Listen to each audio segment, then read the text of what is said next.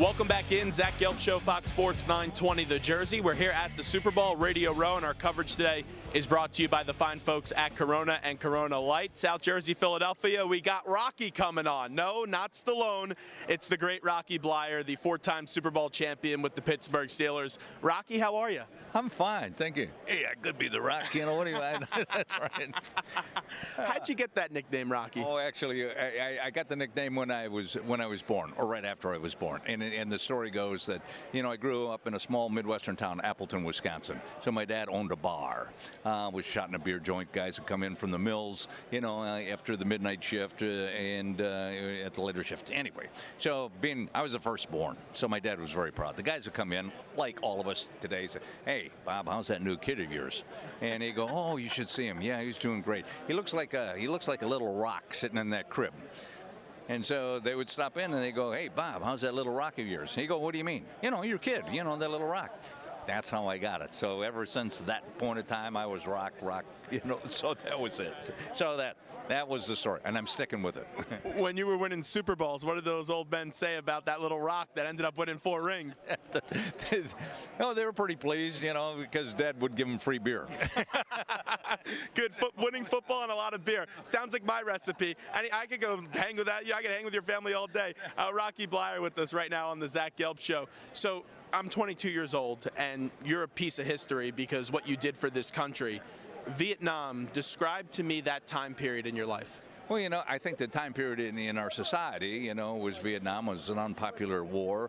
No one knew why we were there, what we were fighting for. They didn't understand the history that had taken place or the commitments that the United States made with France. And then all of a sudden, we got advisors over there, and then we expand the war, and then we got, you know, guys going over. So the early part of the 60s, and the war really didn't kick off for the first.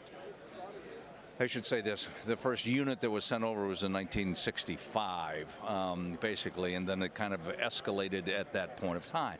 So so what we've got is we've got a whole movement that is going place. Nobody understood what the Vietnam War was, why we were there, as I said before, but all of a sudden there was a student protest. I mean, why are we sending our young people there? Why is there a draft? You know, what are we doing there? And the unfortunate thing, right or wrong within that protest, but the soldier got caught up as being identified with that war. So all of a sudden the soldier became a bad person because he was fighting in Vietnam. He was a baby killer, and he was spat upon. And so when that soldier returned, you know, he had to come back and submerge himself in this culture without any recognition. The other problem of that time, it was a replacement war. Unlike today, where we go over in units and you come back and as a unit, you've spent 8 months there and then you come back or whatever it might be. It was a unit would go over, but then you came in and you were replaced by other soldiers as their time ran out. So the war was extended, and so I had no continuity, basically, of who my unit was, or who we didn't work together. We now are just pushed together, and the only thing that we had in common was this experience at this point of time, and then I left, or they left, and so you'd come back to society by yourself, coming back home. So you'd either get married, you'd go back to school, you kind of under the radar. You didn't want people know who or what you were or why you were doing, because they had an opinion about you as a soldier. That ultimately all changed later on, but that Vietnam veteran, you know, was scarred by that, and he never was properly thanked for his being a soldier or just serving his country. Probably not until the Gulf War, the last 20-some years, did we as an American people finally put our military on a pedestal to some degree and say thank you for serving the country. That's another whole story that you give me another platform. I'll talk about how our all professional military it really is not the best for our society, because we are a society of supporting our country, and that everybody should have some skin in the game. So maybe the draft should come back and not be an all-volunteer army. Anyway, I'm not going to talk about that. But the biggest thing is about recognizing the soldiers and what they do. And so one of the things why we're here at the Super Bowl and what Humana does in our competition tonight. I mean, I'm talking so fast that I'm losing my train of thought. You know, as our Wounded Warrior amputee football team, who's playing against former NFL players. So what we're doing is highlighting the effects of our soldiers. You know, the atrocities that they've gone through, but the fact that they're coming back to normality and to be able to support their efforts and the game being played tonight. And the monies will go to local veteran organizations here in the Houston area, but more of it's a recognition of our military and the sacrifices that they go through, and especially the seen ones here, and as we have amputees that are here, and the effects that it has on our society. So it's a great venue, and the fans love it, and we've had great turnouts. Now, you were shot in the war, and you were told you were never going to play football again. How did you end up becoming the football player that you were, overcoming that adversity? Well, I think everybody needs an opportunity, you know, or at least support, and that's all. And to some degree, that's what's happening here. Is that we're giving these young players an opportunity, we're giving them support, as the American people does as well, to recognize their efforts. So in my case, it was a family. So it was like the Rooneys, and so I came back, and I was a Vietnam veteran and damaged, and so that first year I came back, they put me on injured reserve that year, and I had another operation. To take care of some problems I was having, and then the following year I came back, and they put me on the developmental squad, or then the taxi squad. So they kind of bought me 2 years of an opportunity, 2 years to get stronger, better, to heal, but you got to do something with that opportunity. And I think our young soldiers, all they're looking for is an opportunity to come back and to assimilate into our culture, whether they are injured or not, or they've lost their limb or not. You know, and so that becomes very important in the success of our society, also in the success of individuals. So I had an opportunity. The family, the Rooney family, gave me a chance. And so that year in '72, I come back and I make the team on special teams primarily.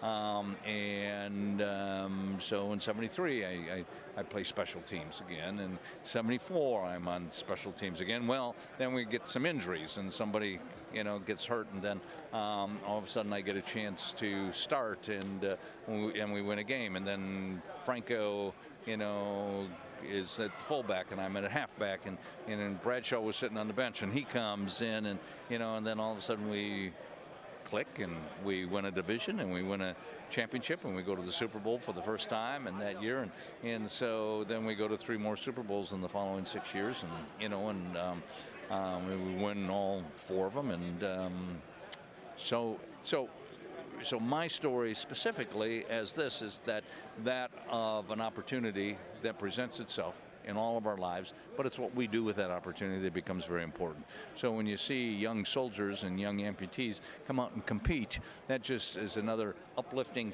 challenge of our lives, and saying, hey, maybe my life's not as bad. If they can do that, hey, so I can do something else. I can climb this barrier. I can face this this problem. And so that's the kind of inspiration that they give us, and that's the kind of inspiration we need. Rocky Bleier with us right now on the Zach Gelb Show from Radio Row. Patriots, you have an all-time great dynasty. They have a dynasty. You won 4 Super Bowls. You never lost one. The Patriots, they've won 4, looking to win their 5th. They've lost 2. What stands out to you about this dynasty with the Patriots? Continuity. You know, I mean, if you look at what they've accomplished over the last 17 years, is Bill Belichick's been the head coach there, and the changes that they've made, and the consistency of being on top. I mean, they've never had a bad season. They've never had a losing season. I mean, they've always been in the mix. You know, they've been close enough. I mean, sometimes they get into the playoffs. You know, but then they get into the playoffs, they lose the championship game. They lost 2 Super Bowls, but and the personnel change that they've gone through. I mean, that the face of that team, or the heart of that team has changed. Different players, that have come in, and they've, from linebackers to offensive line. The constant is Brady and Belichick.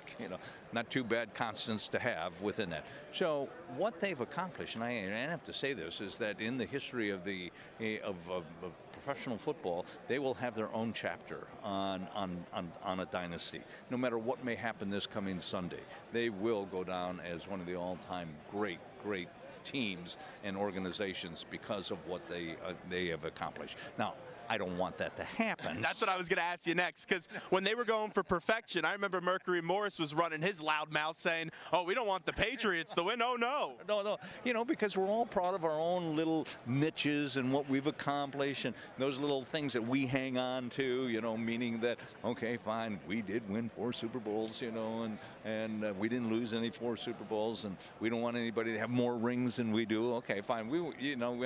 But reality, as it has been in the history of time in sports, records have been set, records have been broken, and so what will happen this coming Sunday is really up to those individuals on the team, on that field, between those 2 teams, to see who really wants it the most, who's going to make the mistake, who's going to win or not. And so that's why I'm really interested in the game. But my heart goes, okay, I'm pulling for Atlanta. On the way out with Rocky Bleier, because I know you got to run, Carrie Bradshaw had some controversial comments earlier this year about Mike Tomlin calling him a cheerleading coach. What did you think about those comments of your former teammate? Well, it was my former teammate. It was Terry. It was typical Terry. Somebody asked him a question, boom. He didn't, there's no political agenda. There's no political correct way of being able to say it. He just says what's on his mind, and that's the way he, and that's the way he feels. Maybe that's the way he comes across. Maybe that's the way the game is being played today, is that there are certain coaches, there are certain instances when you look at it and you say, okay, fine. Obviously, we say the Patriots, the first thing you come with, it's Belichick, okay, Belichick and all that way. You go back with the Steelers, and under Chuck Noll, it was under Chuck Noll. There was an offense, there was a defense, there was that kind of. But even in today's game, we got offensive coordinators and defensive coordinators, that are coming in and trying to make a name for themselves within their disciplines. Then whose offense is it, or whose defense is it, whose team is it? So it's the head coach, who is the team that has to put all those parts together and keep them together from a player's respect and so on. So that's kind of like, I think, what he was trying to say with Tomlin, is that he's not identified as an offense or defensive genius because he never was in that perspective, but he's done a pretty good job of managing all the parts that go together and being that head coach for that team. Real quickly, give me your best Bradshaw story. There's nothing real quickly about a good Bradshaw story. Probably one of my favorites, and this is simple, is that Terry, I should say, TB, always called his own plays, and every now and then Chuck would send in a play, on the sidelines. And I can remember we were down probably on the 18-yard line, somewhere down the far side of the team, and a receiver comes in and brings a play in, and he gives Brad the play, and Brad goes, "Well, that's a stupid play. I mean, that's a stupid play. We're not going to run that play." Listen, he's down there on the 50-yard line. I mean, he doesn't know what's happening down here. He said, "We're not going to run that play. Listen, this is the play we're going to run, okay?" Okay. They said, "All right, we know we're going to run that play." And right before he broke the huddle, he said, "Let's make sure it happens." Let's make sure we're successful, because otherwise it's my ass. Okay, fine. Rocky Bleier, great stuff. One more time, just tell us what we need to all know about the great stuff you're now doing with Humana. It is that the biggest thing that we're doing with Humana is this Wounded Warrior Flag football game that is being played here tonight. The support that Humana has given in their TRICARE and their health care to all military families, and they've been a big supporter of this of this opportunity for these young people to be able to live a dream and play against a teammate, to play against former NFL players that they've watched play. That some of them are heroes, so I'm so happy to be involved with it and be able to be a spokesperson for Humana in this case. And so they've done a wonderful job, and it'll be a great affair tonight. Great stuff, Rocky. I appreciate it. Thank you.